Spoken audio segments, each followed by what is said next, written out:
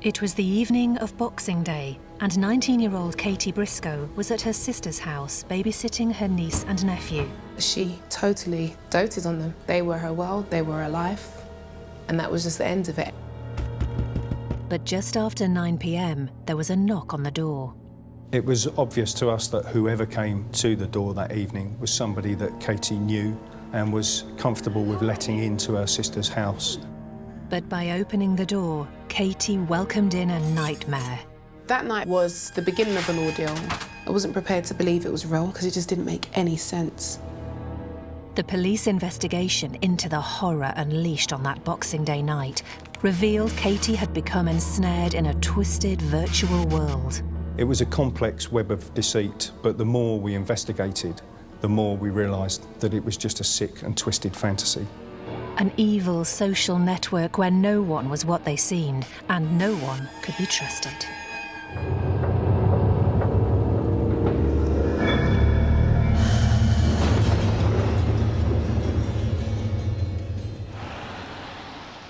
Boreham Wood in South Hertfordshire has been called the British Hollywood because of its proximity to Elstree Studios. It was also the town Joy Briscoe made home in 1994, when she moved from London with her two daughters, 13-year-old Sabrina and Katie, who was just 1.5. You could say some people would go up and down. Katie was just one straight line, the same humble, quiet, peaceful-natured person. Katie has never ever once said to me, I do not like this person, or I found faults with this person. She was always jolly, cheerful and happy. Katie was never interested in going to clubs, smoking or drinking, or even putting on makeup.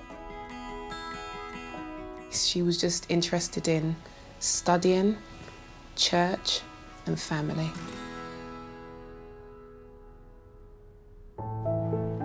"7 days passed after the Lord struck the river. Then the Lord..." From a young age, Katie became involved with the local church. Oh, everybody loved Katie. She was a dear, dear soul. She would come into the church on a Sunday morning with a big smile. She would sit down on the back row of the back pew with other teenage girls in the congregation. Everybody loved her. She was a dear girl. In 2007, when Katie was 15, she became an auntie for the first time to a baby girl, and the following year, her nephew was born. She always wanted to be around them. There wouldn't be a day where she probably wouldn't see them or want to babysit them. Even if I was there, she'd just be there. I think it's because she didn't want us to be fussing over her as the youngest anymore. So she took it in her stride.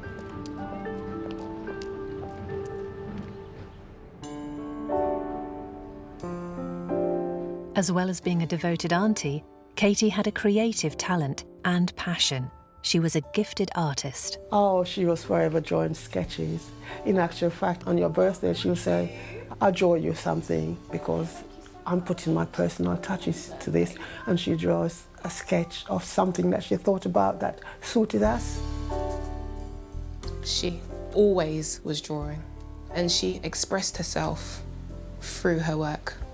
After passing her GCSEs in 2008, Katie enrolled at West Herts College in Watford to transform her artistic talent into a career. She was very dedicated, very motivated in what she wanted to do. So she really did excel in college. Katie initially studied a 2-year BTEC National Diploma in Art and Design, and in 2010 she started a foundation degree in graphic design and illustration.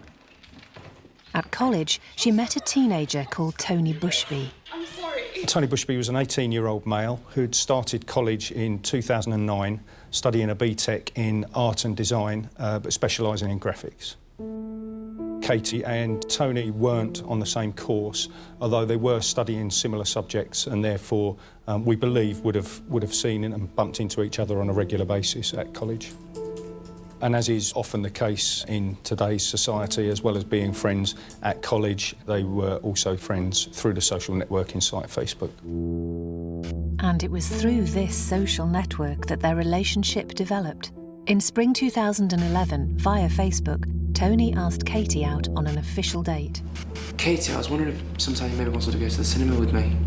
We believe that Tony and Katie went on their first date in April of 2011 when they went to the cinema together. Katie and Tony's relationship continued to develop, but the couple kept it secret. Well, I'll see you at college tomorrow, OK? Okay. One last thing. Just let's keep it between me and you. Katie's friends said that she was quite secretive about the relationship with Tony, but if they actually asked her directly how things were going, she would just say it was fine. I never really 100% knew that Katie had a boyfriend. At night, sometimes I'd have girly chats with her and just be like, Katie, like, do you have a boyfriend? She'd be like, no. And then there was other times where I'd be like, Katie, I know you've got a boyfriend. She'd just snigger it off. Wasn't sure whether she felt uncomfortable about speaking about it or whether she was just being a teenager. And through her relationship with Tony Bushby, Katie found she was making new friends online. People Tony knew began to send her friend requests on Facebook. One by one, during mid to late 2011, Katie was approached via messages from 4 people who said they were friends with Tony Bushby. These 4 friends were called Dan Tress, Sin or Cynthia Darwin, Shane Pluon and Crystal Stangard. And they all added her as a friend and asked her if she was the person he'd been going out with. And we know that Tony, Katie and those 4 people all participated in conversations via Facebook. Through Tony, Katie now had a new circle of friends. In reality, she had never met any of them and knew very little about them. But by accepting their friendships online, Katie could never have imagined the danger she was inviting into her life. In July 2011, 19-year-old Katie Briscoe was coming to the end of her first year studying an art foundation course at West Herts College in Watford. She had also begun seeing fellow student, 18-year-old Tony Bushby.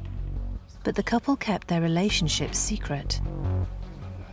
Katie would talk about Tony Bushby to her friends, but would not go into details, and her friends knew very little about him.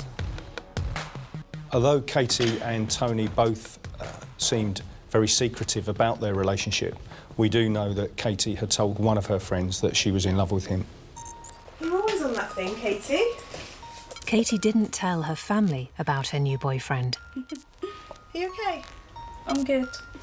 And I kind of got the impression that there was somebody that she was seeing, but he was someone that she, for whatever reason, 5 minutes. Okay. didn't want to talk about. Unbeknown to Katie's family, she not only had a secret boyfriend, but through Facebook, she was now friends online with 4 people he'd introduced her to. The first person that Katie accepted a friend's request from was a guy called Dan Tress. You the Katie that's going out with Tony? Yeah. I'm Dan. Has he not mentioned me? Dan Tress introduced himself as a very good friend of Tony Bushby's to Katie and asked if she'd ever heard of him. From some of the information on Facebook, there were certainly suggestions that Dan Tress was involved in criminal activity, including the use and supply of drugs. Dan Tress begins to paint a different picture of Tony Bushby than Katie is probably aware of at the time. And one of Tony's friends took a particular interest in his new girlfriend. So how old are you? Katie also befriended Cynthia Darwin, who was known as Sin. She was a 19-year-old female from Camden in London. So got yourself an artist, have you? It seemed Tony Bushby had been more than just friends with Sin Darwin in the past. Throughout the messages, it is implied that they had a bit of an on-off relationship, a bit of history together. Through their Facebook messages, it appeared Sin Darwin wanted to rekindle her romance with Tony Bushby. No, Not for old time's sake. I'm in a relationship with her. But he was now with Katie, a relationship they had hidden from both their families. However, in the summer of 2011, Katie's big sister unintentionally met her secret boyfriend. As I came downstairs, I saw Katie on the doorstep. Hello. I thought you were at work. I finished early today. I kind of just stood there, and she, at that point, had to introduce him to me because I hadn't moved. Tony, this is my sister. Hello. He'd come in, and he had sat at the bottom of my sofa underneath my window, and I felt uneasy by him. by his presence. And then I went back upstairs for about 2 minutes, and I came back downstairs and he was gone. And I found that to be very, very strange. Very rude, but also very, very strange. And when Sabrina and Katie's mum, Joy, bumped into her youngest daughter's new boyfriend, she wasn't impressed either. One day I was walking down the road in Boreham Wood and I saw this couple walking towards me, and I'm short-sighted, so I wasn't even aware it was Katie and this bloke until they got close to me. Then Katie waved and said, "Hi, Mum." Then this boy walked on a couple of steps and then he stopped. And this person, knowing who I was, he just walked off as though he had no respect. When I came back home, Katie was already indoors. So I said to her, "Who was that boy that you was with?" He's a boy and he's a friend. She clammed up and never answered any of the questions. Tony Bushby had not made a good impression on Katie's family, and they were determined to find out more about her mystery boyfriend. I became concerned. My questions became a bit more intrusive and her answers became a bit more faint. I kind of didn't really get anywhere at all. Meanwhile, Katie continued to talk online to the new friends she had met through Tony: Dan Tress, Sin Darwin, Shane Pluon and Crystal Stangard. The conversations that took place between that group of friends on Facebook were very much that they were involved in drinking, consuming drugs and living a party lifestyle. And Tony would distance himself from that type of lifestyle. Oh, you used to love my wild ways? Yeah, and then some of us changed. Some of us grew up. The reason was all to impress Katie, and he didn't want her to think that he was involved in that sort of behaviour. Katie had never met Tony's circle of friends in person. However, one in particular was desperate to meet her. On the 9th of December, Sin Darwin sent a message to Katie in an attempt to organise a meeting between the three of them, Sin, Katie and Tony. So, I've been trying to get Tony to agree to let me meet you, and he finally has, so when are you free? I am so looking forward to meeting you. Sin Darwin seemed to have some sort of romantic history with Katie's boyfriend, and it seemed she was very keen to meet her replacement. Sin, Tony and Katie arranged to meet on the evening of the 23rd of December at what I would describe as a remote, rural, wooded location. But Sin Darwin went to great lengths to justify her unusual choice of meeting place. Me and Tony usually go to this field. It's really near Boreham Wood, but it's really good because there's no one around and like the police don't bother you, so we can just make as much noise, have a laugh, have loads of fun, and it'll be really, really, really good. Was Sin Darwin's motive for meeting Katie genuine, or did she have a more sinister agenda? Dark, wooded, secluded. It is a very unusual place to be meeting socially. On the 22nd of December, the final arrangements were made for the meeting. We're meeting at 8:30. Katie, you can meet me at the... The plan was in place, but just as she kept her relationship with Tony Bushby secret, neither did Katie tell her family about the meeting. It was a Friday. We usually have a movie night where we would stay home, get a takeout. How about Chinese tonight, Katie? She had said to me not to order anything, and I had said to her, "Well, why not? What are we going to eat?" And she'd said to me she's going out to her friend's house. So I had said to her, "I'll drop you." "Okay, then fine, I'll drop you." No, it's okay, I'll just walk over. Just randomly, I just said to her, "I bet you're lying to me and you're going to see your boyfriend." No. And she went, Michelle. "No, I'm not going to see my boyfriend." And then I go, "I think you're meeting your boyfriend." See you later. Although she refused to confirm where she was really going, Katie left Sabrina's house and headed out to meet Tony as planned. Sorry I'm late. Sabrina just kept going on and on. She knew I was going to meet you and she would not let it drop. Doesn't matter. No, come on. I'm sorry. No, it's fine, we're going to be late, come on. Katie and Tony headed to where the trio had agreed to meet, but when they arrived, there was no sign of Tony's ex-girlfriend. Can you see her? The couple waited in the cold December night, in the darkness. She can't be too far off. Sin! Responds a voicemail.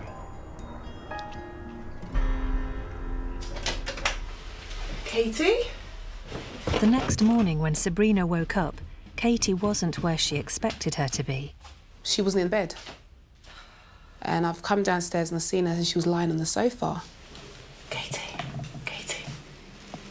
Hi. What are you doing down here? She goes, oh, I came in and I was doing a bit of work on my laptop. Didn't think anything of it.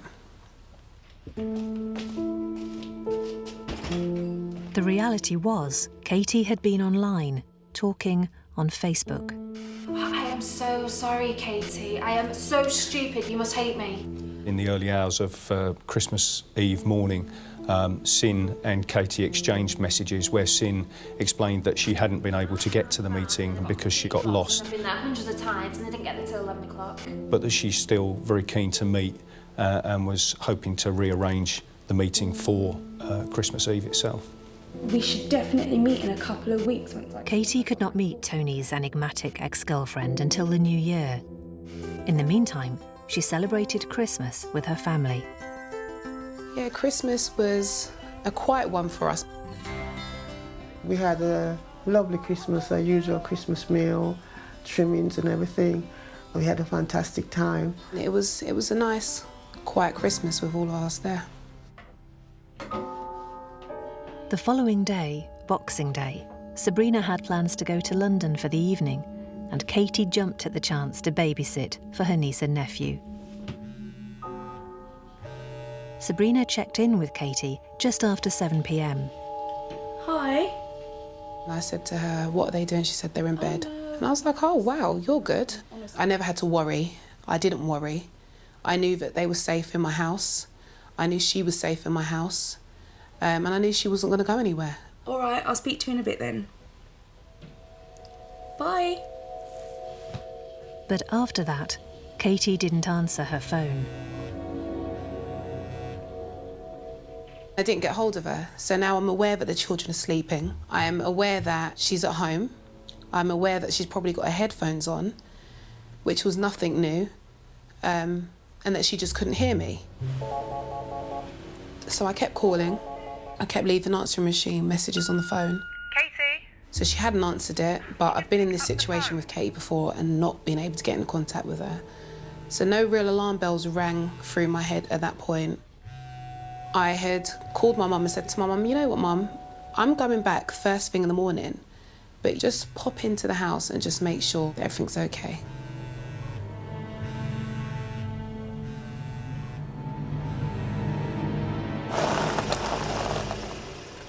Katie's mum had been working on Boxing Day night, so as soon as her shift finished, she went to Sabrina's house.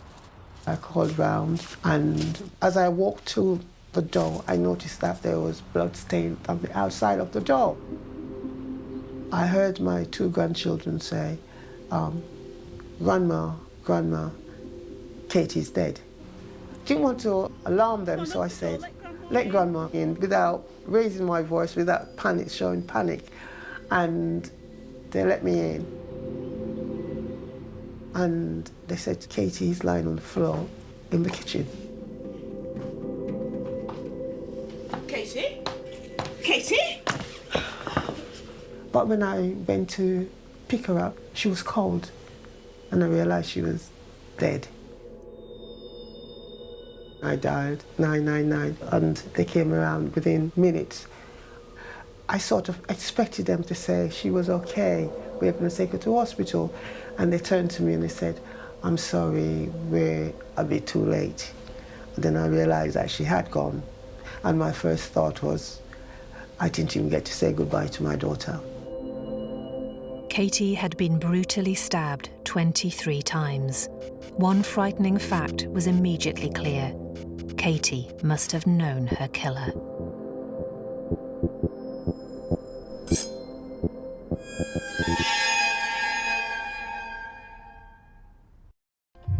On Boxing Day 2011, 19-year-old Katie Briscoe was babysitting for her niece and nephew in Boreham Wood, Hertfordshire. When her mum called round early the following morning, she found her daughter's body in the kitchen. Katie? She had been stabbed 23 times. I still expected them to say, we've made a mistake, you know, because I couldn't believe this was real. This was my beloved daughter that was killed like that. Even when they were saying to me that my sister had been murdered, it still hadn't registered because I couldn't think who would want to hurt my sister.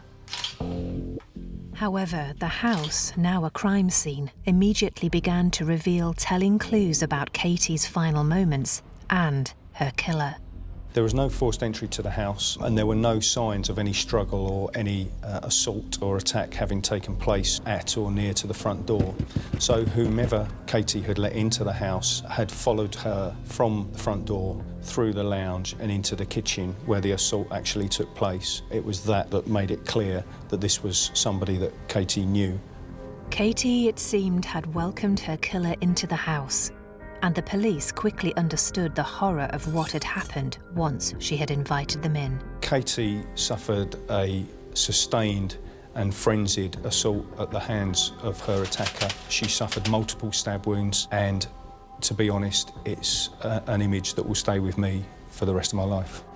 Whilst the forensic team began to examine the crime scene and Katie's phone and computer were taken for analysis, CCTV also began to be viewed, and the police spoke to Katie's mum and sister to see if they could think of anyone who wanted to harm her.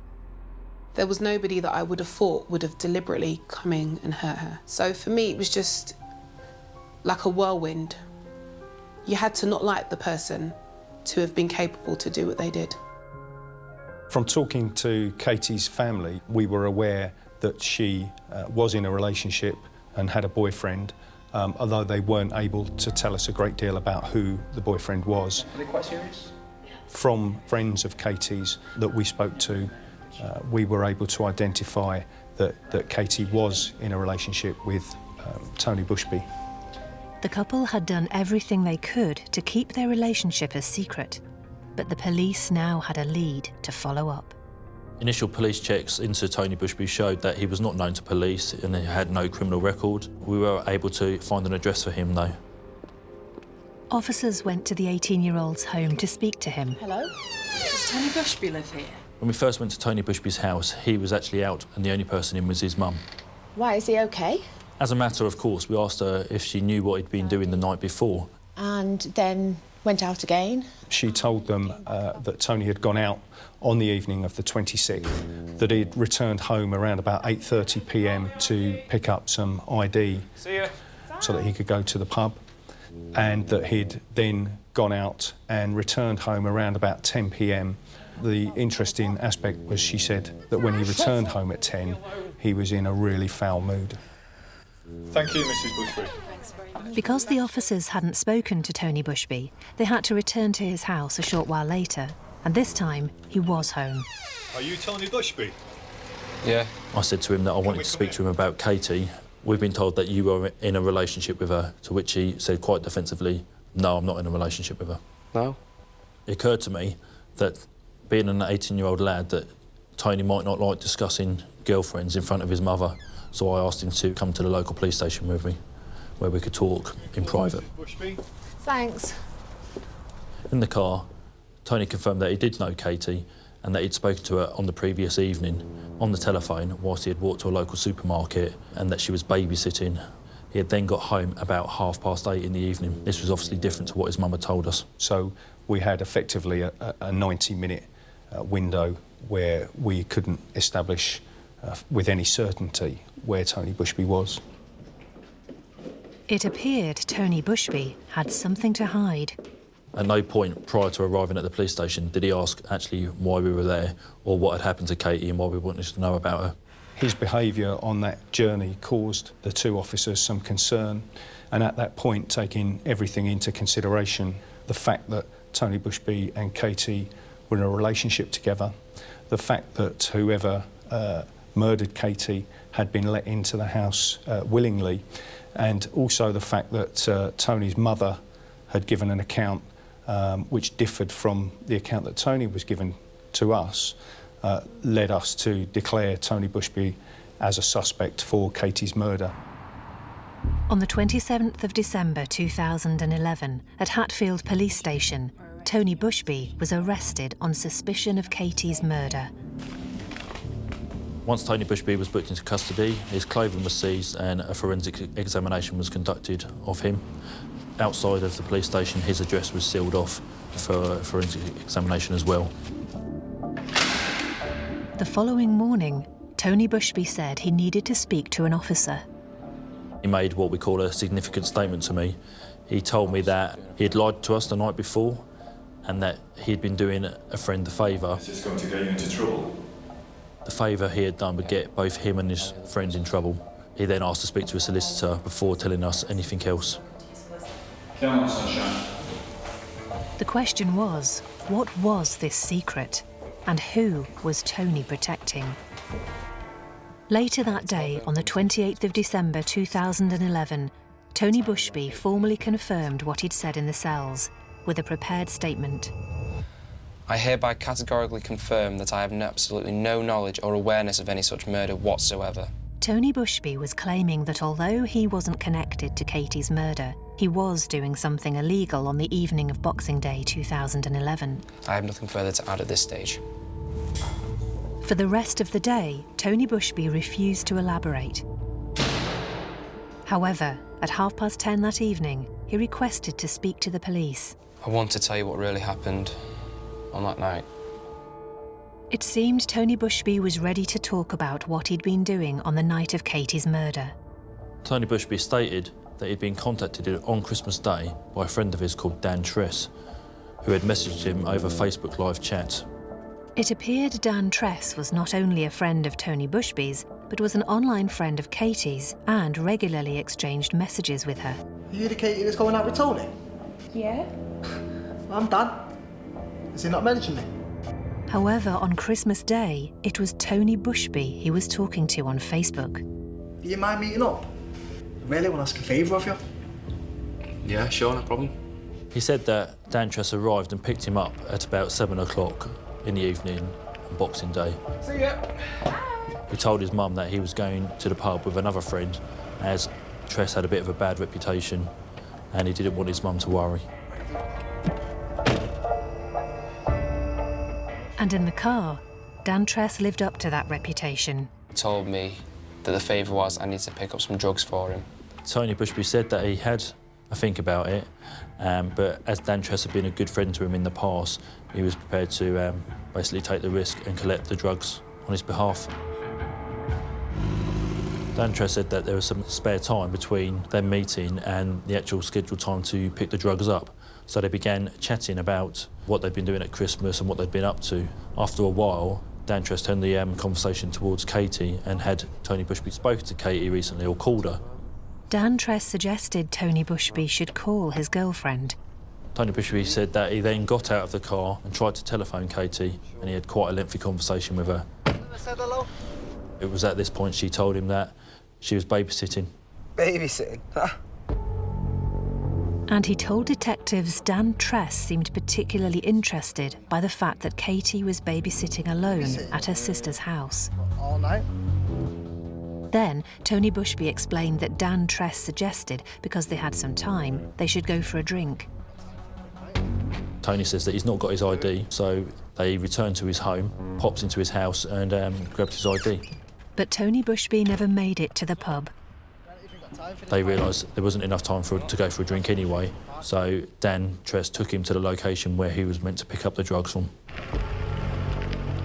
He said he was then driven to a grassed area. Dan Tress showed him where the bench was. Will you wait here for a bit? Yes, I'll be back in about an hour. Tress told him to wait there and the man would bring him the drugs, and he said that he would be back in an hour. Dan Tress did not tell him where he was going, and Tony just waited at the park bench. So I sat at the bench about 20 minutes past.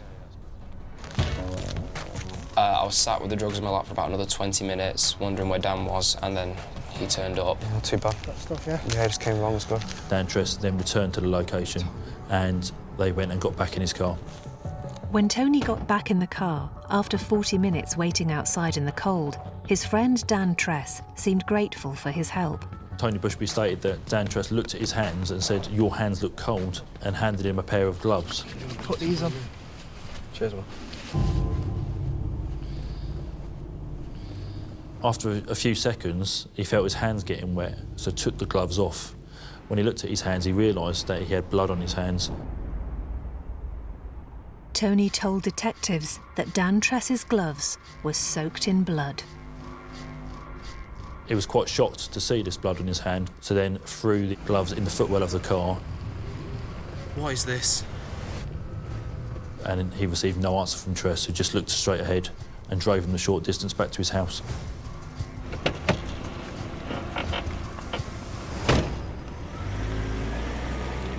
Dan Tress drove away, and Tony Bushby, with the blood still on his hands, ran into his house. Just shut up and leave me alone. Once he got home, he went straight upstairs and washed his hands in the upstairs sink. Tony Bushby was now facing the realisation that he had inadvertently covered up the murder of his girlfriend. It all seems to add up now, and I feel as though Tony Bushby said that since his arrest, he had been thinking about what had occurred on the evening of Boxing Day. And he actually thought that Dan Tress may have been responsible for what had happened to Katie. Could Dan Tress be responsible for murdering Katie?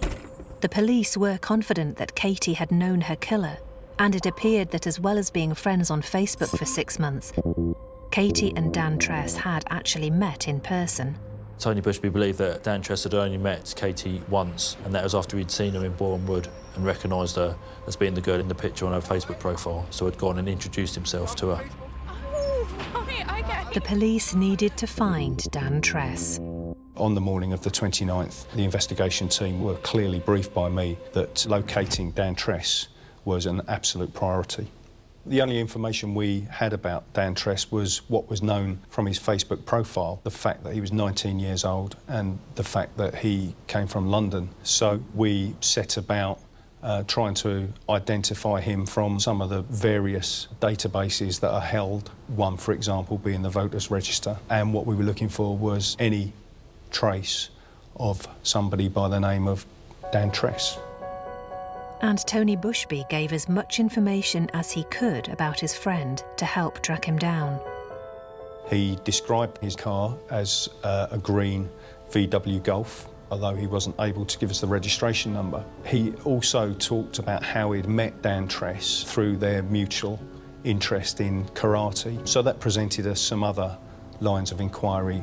The hunt was on to locate Dan Tress. Despite the limited information Tony Bushby had given us, we still had some avenues that we could pursue around the names he had given us, Dan Tress's car, and also around meeting them at a karate club. Oh, hello. From every single check against every database that's held, there was no trace of anybody by the name of Dan Tress alive in the UK. The detectives realised that Katie's killer must be right in front of them. It transpired that Dan Tress didn't actually exist and that he was completely fictitious and made up by Tony Bushby. As the idea of Dan Tress evaporated, so did the cloud of lies Tony Bushby had attempted to use to conceal the horrific truth. The police believed he was in fact Katie Briscoe's killer. And with that clarity, the full tangled web of lies became visible. The 4 Facebook profiles for Dan Tress, Shane Pluon, Sin Darwin and Crystal Stangard had all been created on Tony Bushby's laptop whilst it was being operated from Tony Bushby's home address. The disturbing reality was that these 4 friends were entirely fictitious. Characters created in Tony Bushby's bedroom with the sole purpose of manipulating Katie Briscoe. But it's certainly my opinion that those 4 Facebook profiles were created with the sole intent of luring Katie into Tony's fantasy world and enabling him to groom Katie towards being able to commit this horrific crime. This revelation put events leading up to Katie's murder in a new, sinister light, especially the evening of the 23rd of December. Sin Darwin and Katie arranged to meet in a remote location. But Sin Darwin didn't exist. I don't know Bournemouth at all. So it's probably easier, Tony, if you show Katie where the place is and I'll just meet you there. That meeting on the 23rd had been orchestrated and planned by Tony Bushby. And when you consider that he was looking to lure Katie to a remote, rural location when it would have been dark, I am firmly of the view that he was planning to murder Katie that evening. And it appears that it was just pure chance that Katie unwittingly escaped Tony Bushby that night by telling him her sister had guessed she was going out to meet him.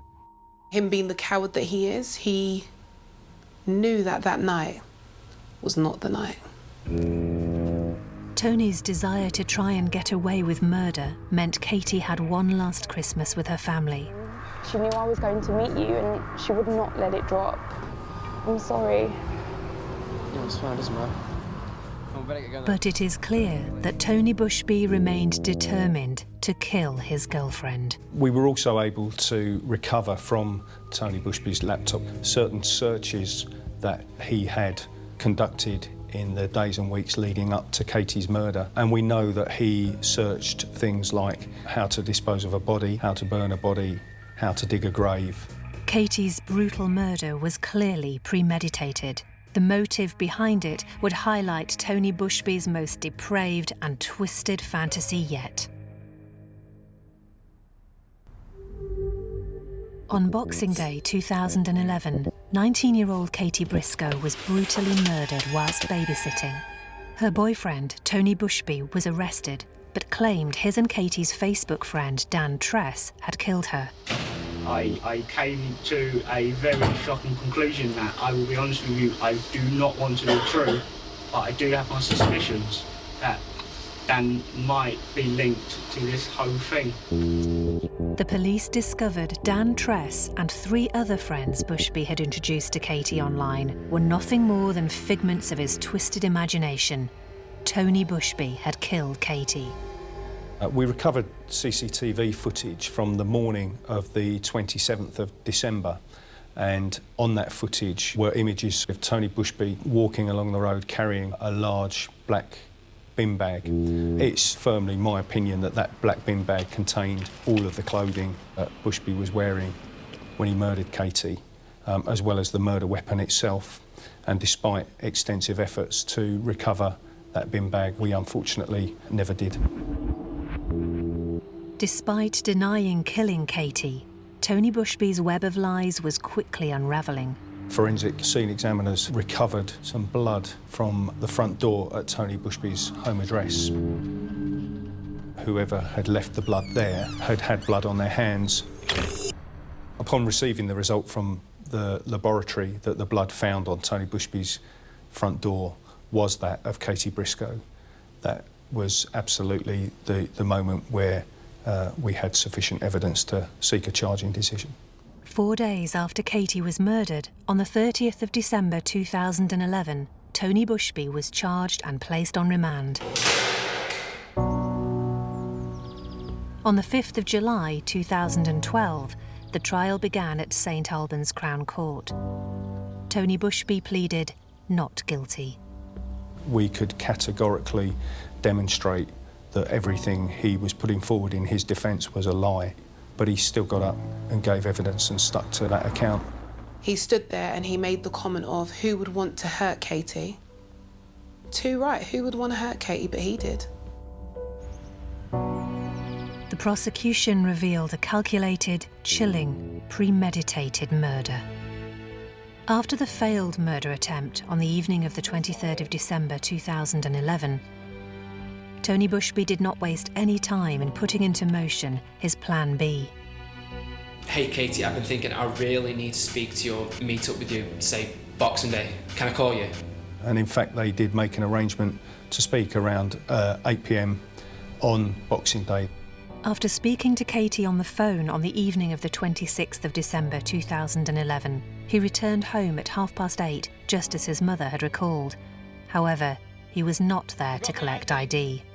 We believe that he returned home at about 8:30 to collect a knife, which he would use to attack her with, knowing that she was at home alone.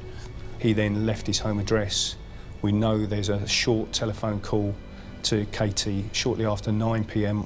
I would suggest that that short phone call is Tony Bushby checking to make sure that Katie is still alone and that the coast is clear for him to come around. Once inside, that's when he attacked her and took full advantage of her being by herself. And then we know that he's back home around 10, and from his mother's own description that he was in a foul mood.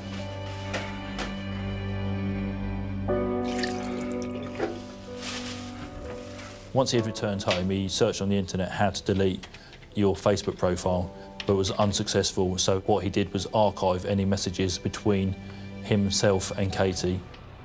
The following morning, he disposed of the clothing and weapon used in the bin bag. The horrific reality of what Tony Bushby had done to Katie was undeniable. For over 6 months, he had manipulated the 19-year-old and convinced her to keep their relationship secret so that when he committed his monstrous crime, there was nothing to connect them. But one mystery remained: Tony Bushby's motive for murder. I was always satisfied from day one that this crime was sexually motivated, despite the fact that we did establish that Katie wasn't actually sexually assaulted. It is very well documented that some people actually gain sexual gratification from inflicting sharp injuries, and indeed the judge in his sentencing confirmed that he was absolutely satisfied that this had been a sexually motivated crime. Tony Bushby's online activity immediately before and after the murder on the 26th of December supported this theory. Tony Bushby had been viewing and searching for pornographic material prior to committing the offence. One disturbing aspect of that was that at the same time as searching for this material and viewing this material, he would also be looking at Katie's Facebook profile and sending her messages. The websites were all of rape, submissive black girls, forced rape on black girls. I was totally shocked. And in fact, having returned home after murdering Katie, Tony was viewing pornographic material within an hour or two of being back at home.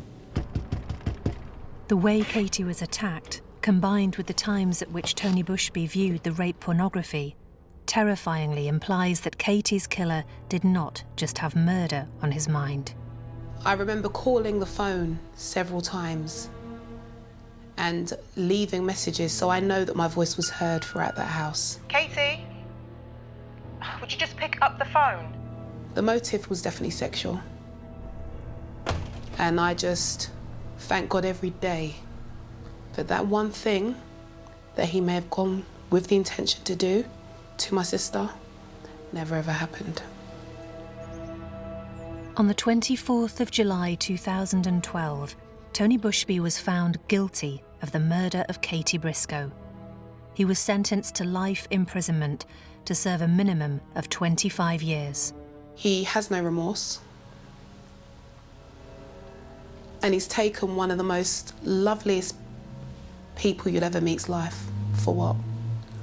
I look at him with utter contempt. From prison in 2013, Tony Bushby asked to see the police to confess to his crime and apologise to Katie's family. But when the police interviewed him, it seemed the murderer was once again playing twisted games. He didn't provide any information about how or why, and suggested that he'd actually committed the crime at a time when he'd blacked out. It's a bit lame to suggest that you want the family to know that you're feeling that remorse, but then not give them the answers that they want. Can he give us her back? Will she ever be back? So why should we ever forgive him? I think Tony Bushby is a very dangerous individual, and that everybody is much safer because he's behind bars. While Bushby faces living most of his adult life behind bars, Katie's family has to cope with her loss every day. I will never ever understand it, but at the same time, I have to and have learnt to be strong. There was times when I felt I've been asleep for 2 years and I wish someone would just wake me up and tell me that I've been having a nightmare, and I'll be so grateful to that person because I can't accept the fact that she has been taken away from me.